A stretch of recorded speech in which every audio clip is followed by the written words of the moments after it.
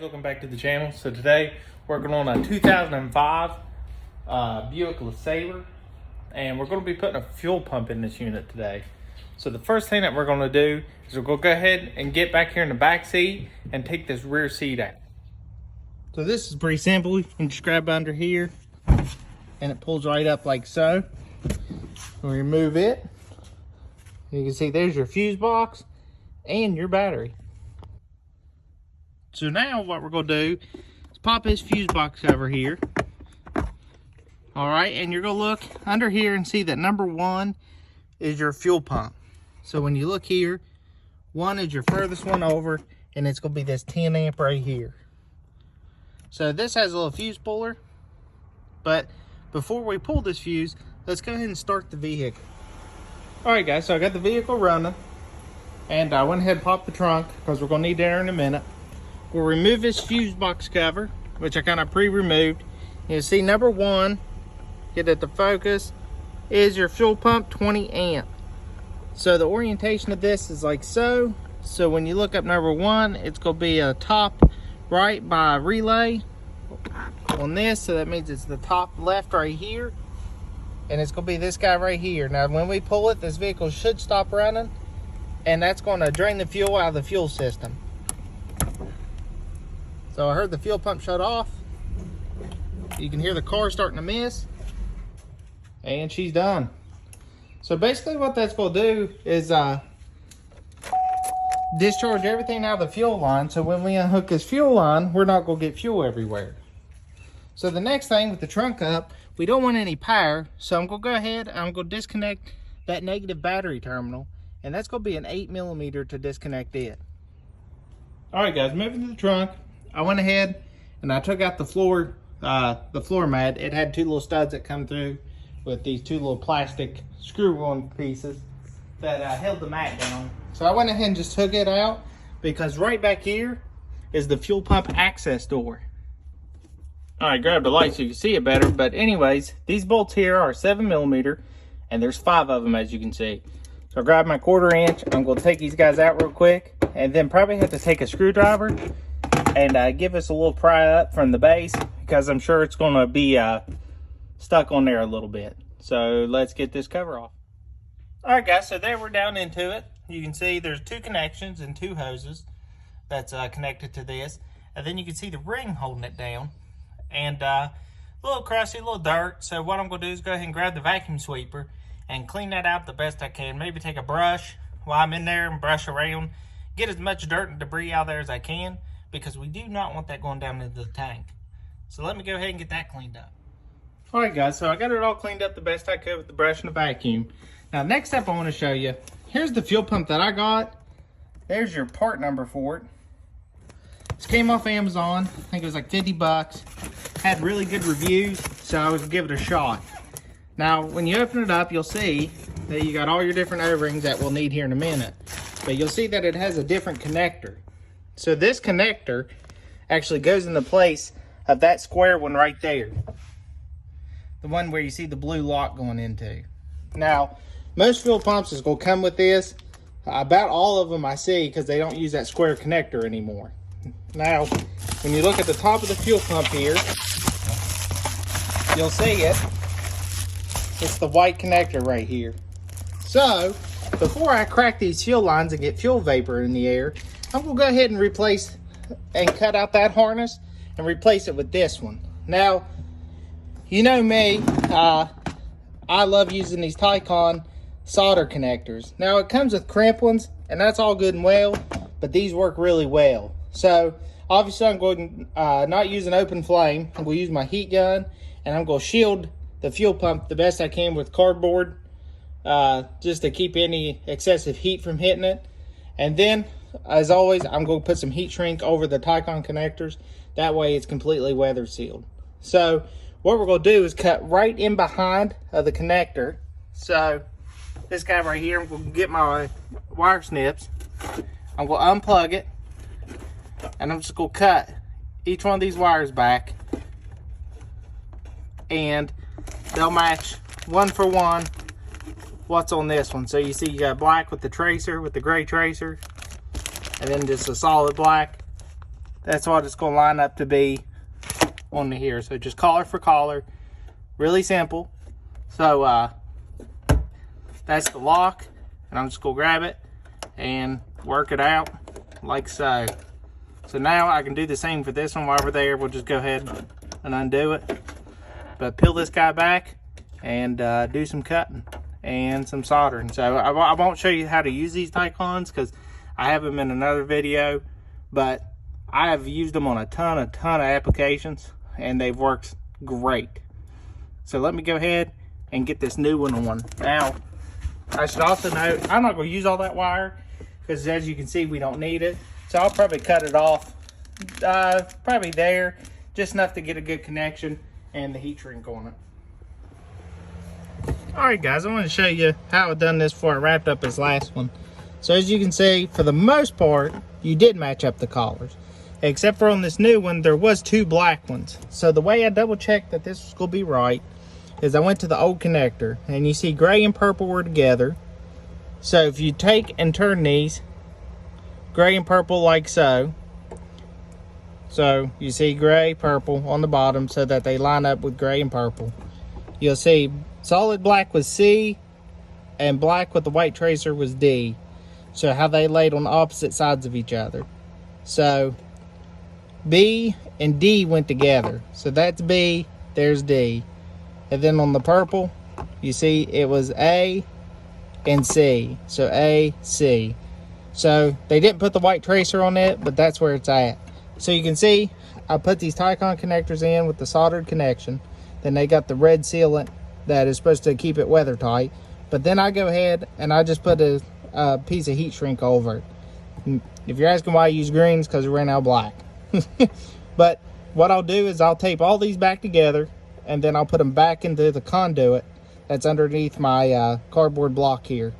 So after that, the connector's in, it'll be time to get this fuel pump out. Alright guys, so the next thing we're going to do is take our brass punch and a hammer. So we use brass, obviously, so it doesn't spark, because sparks and gasoline, that's not good. So we're going to go in here, move our fresh connector out of the way, and I'm going to hammer on this edge until I knock this ring free. So this is probably the easiest one to get to, maybe this one, but I'm just going to take here, peck with the hammer until I knock this ring loose. That's step 1. Alright guys, I did get it cracked open. It did take quite a bit of persuasion. I ended up having to hit it on this solid lip other than these outsides. But once I got it going, it broke free. Now you can smell the gas fumes. So that means the seal's broken. And I'm going to go ahead and try to vacuum out all this rust before it jumps down into the tank again. Alright guys, so I got these 2 lines off. Had a little gas run out of that one. But these are super easy. You just pinch these ends with a screwdriver and just slide the line right off, as you can see. No big deal whatsoever. Now we're going to want to save those. But let's go ahead and gently take this out. And I've got a pan to catch the gas that's come out of this. So I'm going to grab it and go ahead and work this thing out. Now the float's going to be on it, so you're going to have to kind of twist and turn to get it out. Alright guys, so here's the gasket that came off there. So what we're going to do is match it up with the new one, which is going to be this one out of the kit. So you can see it came with 2 other ones, but that's the one we need that matches the old one. So we're going to take that guy and throw him to the side so we don't get it confused. Now, this is the new fuel pump. As you can see, it's got the new fuel strainer on it. And then it came with the new float. So we have to attach this new float. So let's get this out of the bag. Alright, so you can see this float can only go one way. As you can see, it's turning. There's no way for it to clip in, but this way right here. So you want to make sure, once you're going to clip it in, that you hold the back of the plastic clip. It's hard to do with one hand, but hold the back of this clip so you don't put all the weight down on it and potentially harming it. So this just pushes in, and like I said, hold on down on the back and snap it in. Alright guys, looking down in the tank, I can see that one large piece of rusted fell down in there. So I'm actually going to try to fish it out with my magnet.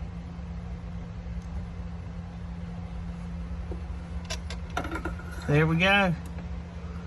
So you just want to make sure that there's no large debris down in there, which that was it. that got knocked down in there while cleaning. So now we're going to set that to the side, set this new gasket in like so. Make sure it's inside the black ring of the tank. And now we're going to see if we can't fish this new pump down in there. Now you want to be careful and don't bend your float, and make sure your strainer is on there and gets down in there properly. All right, I got it set down in and the ring on it. Now the next thing we need to do is we're going to take these caps off, and we're going to go down there and we're going to grab our 2 fittings off of the old fuel pump. All right, so I've got just my clip puller I've been using, but these little tabs go in behind the fuel pump line. It has a neck right there, so you just want to gently grab these guys and lift them up, and these will be able to slide off. All right, so once you got these off, you just want to go around and inspect them for any kind of cracks that could be forming in the clip. And if you see they're cracked, you definitely want to replace them, because this is what obviously holds your fuel line to the fuel pump. Now these can only go on one way, and they can only go in on one line. So you can see the inside line's larger, so that's going to be your blue one. Now we'll put these inside of the fuel line first, and not on the pump itself. All right guys, so I got them pressed into line. Like I said, they only go one way. When you push them down in, you'll feel them click into place. I got them on both sides. Now as I push the fuel pump in, I'm going to go ahead and secure these on as that goes down, because if you put the fuel pump all the way in and secure the tab, it'll be too hard to get these lines connected, because you'll have to bend them, and you stand a chance of maybe breaking them. So as this gets pushed down, I'll click these on, and then I'll start this ring by hand and finish it off with the brass punch and hammer. All right guys, so now you see I've got it all the way in, all of them back in their original spot where they were. I'm gonna go ahead and give it a quick vacuum and get all that out. And then the last thing we got to do, these are plugged in, like I said, plugged in as I went down with it, is put some dielectric grease on these guys and plug it in. And then what we'll do, we'll go ahead and put the fuel pump fuse back in, put the battery back on, and get this thing and see if it starts. All right guys, fuse is in, battery's back on.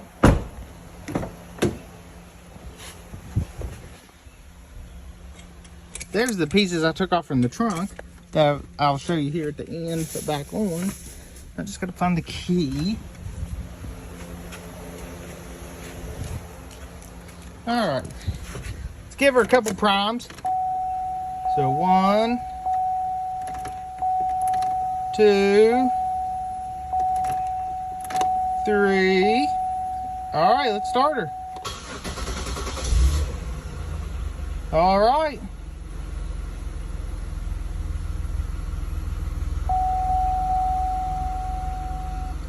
Now that it's running, let's go back and make sure we don't have any leaks. All right, no fuel leaks there. Everything looks copacetic.